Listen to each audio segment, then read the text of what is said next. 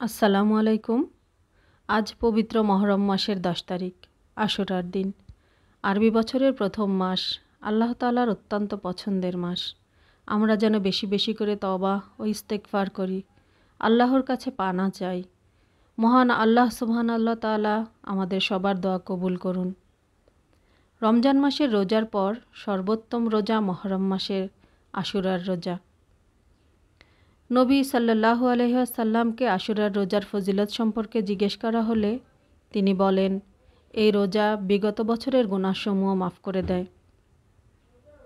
মহান আল্লাহর কাছে আমি ক্ষমা চাই, যিনি ছাড়া কোনো উপাস্য নেই, যিনি চিরঞ্জীব, চিরস্থায়ী, এবং আমি তার কাছে তওবা করি।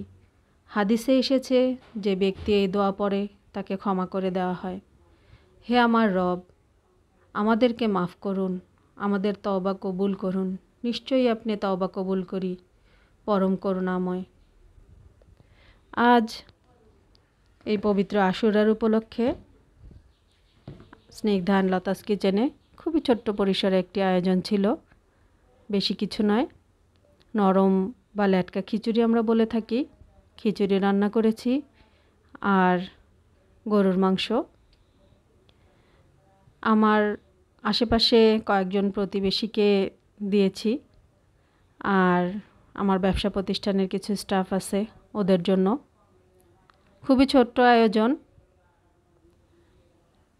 আল্লাহ তাআলা এই পবিত্র আশুরার উসিলায় আমাদের সবাইকে ক্ষমা করুন, আমাদের আমলগুলোকে কবুল করে নিন।